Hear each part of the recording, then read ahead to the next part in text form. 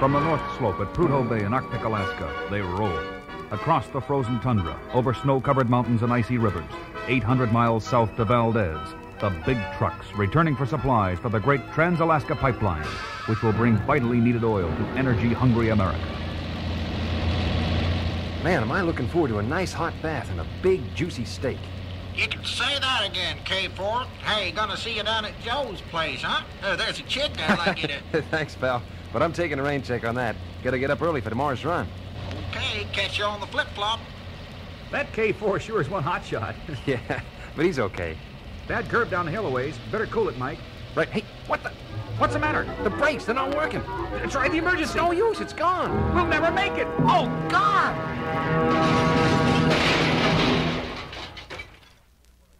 Back in Washington, a worried Oscar Goldman listens to Air Force General Maxwell Bond. Listen, Goldman, the new early warning system we're testing at Prudhoe keeps breaking down. I don't understand it. Our best scientists worked on that for over a year. Well, something's wrong, and I want to know what. So far, nobody's coming up with answers. I can assure you, General, that my man in the area... Hello, Goldman here. What? How'd it happen? All right, I'll get a new man up there fast. That was Alaska. My undercover man, Mike Colton, was killed in a truck accident. That makes the third man I've lost, and it's beginning to look like these aren't just accidents. Excuse me a minute, General.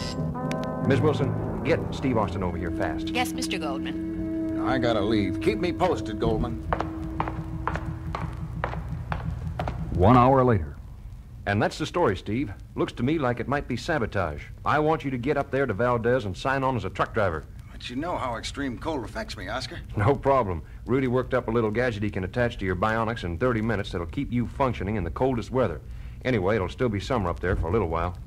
It is 1 week later, on the waterfront at Valdez. Hey, you know that new guy that signed on a few days ago? Sanders? Yeah. He was asking a lot of questions about Prudhoe. Seemed pretty anxious to make the whole 800-mile run up there. Got a feeling he may be one of those... Yeah, me too. And I ain't taking any chances. We're too close to the payoff.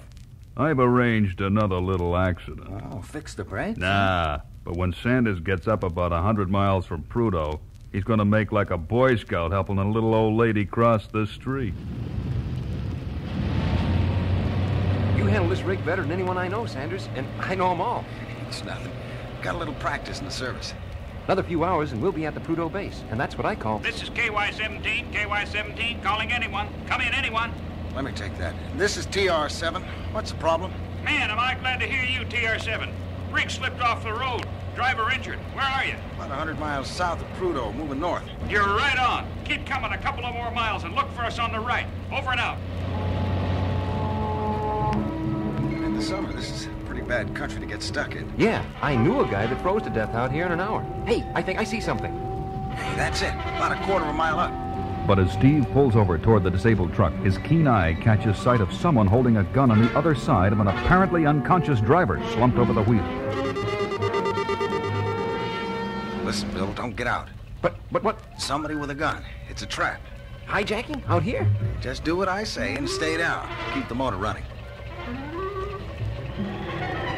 Steve gets out on the driver's side, but instead of walking out toward the disabled truck, pushes his hat out on the end of a stick. Instantly, the gunman fires. Got him. Sign her up. Let's get out of here. Sanders, you okay? Yeah, but I'd like to catch those guys. Let's go. We ain't never gonna catch them. That's one of those souped-up jobs. I guess you're right. I don't get it. What were they after? Why us? Beats me. Maybe we'll get a line on them at Prudhoe. Can't tell them that's exactly what I wanted to do all along. They may lead me to where the action really is. It is later that night in the plush offices of F. Arnold Chalmers, president of Teletronics Incorporated, a giant electronics manufacturing complex in a secluded area north of Seattle. What's the word from our man in Valdez? He's all set. Just waiting for word from you.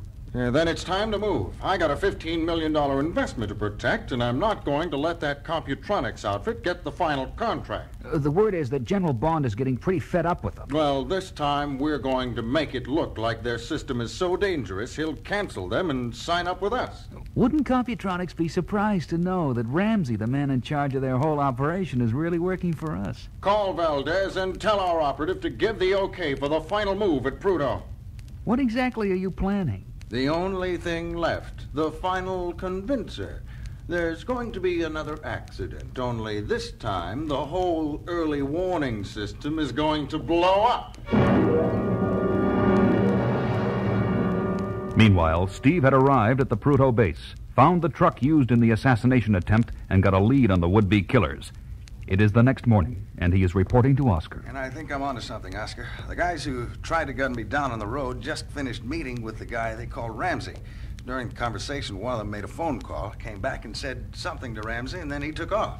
Who's Ramsey? I don't know, but he headed for the test installation. I'm going to follow him as soon as I hang up. I'll run a computer check on him in the meantime. Good luck.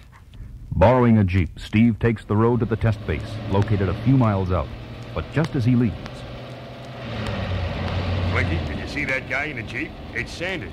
Then we didn't get him. No, and now I'm sure he's a Fed, and he's onto us. We gotta stop him before he's onto Ramsey and blows the whole thing. We'll take the other Jeep.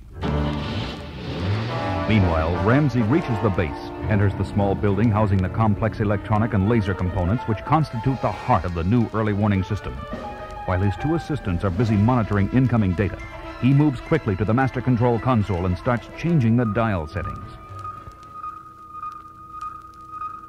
Hey, Ramsey, what are you doing? Look at the readings. You'll blow the place up. Hey, what's with the gun? I hate to do this, but I have no choice. I've got to blow this place up, and you two will have to go with it. I don't understand. At least you might tell us why. It's a long story, but it means $1 million to me, and... Nothing but me, brother. As Steve bursts in, Ramsey whirls and fires. But his aim is erratic, and the shot goes wild. He is dropped by one punch from Steve. You got here just in time. Who are you, mister? Never mind. Just get those dials. Don't touch those dials. Suddenly, the two gunmen appear at the door. Don't move, Sanders, or whatever your name is. Now, up against the wall. All of you. Blinky, help Ramsey up. Oh, my head. What hit me? Never mind. Did you fix it so the place blows? Yeah, it'll go any minute now. Let's get out of here. Okay. Ta-ta, Mr. Government Man. The gunman glances toward the door, but in the fraction of a second he takes his eye off Steve. The bionic man explodes into action. The gunmen, both tough street fighters, fight back ferociously, but the super speed and the super strength of bionic power are too much for them, and it's over. Quick, the dials. One of the technicians races to the control panel and turns the dials just in time to prevent a disastrous explosion. Phew. One more second and we'd have been goners. Well, with Ramsey out of the picture, there shouldn't be any more of those accidents on this project. Say, can I reach Washington on that phone? Sure. Special hookup. And that wraps it up, Oscar. Good work, Steve. Steve? Yeah? I hope you won't mind, pal, but I've got another assignment for you. Oh, but Oscar, I want you to go down to Hawaii. Hawaii? And keep Jamie Summers company for a week. She's on vacation and she's bored. What do you say, pal? You know I never turn down an assignment, no matter how tough, pal.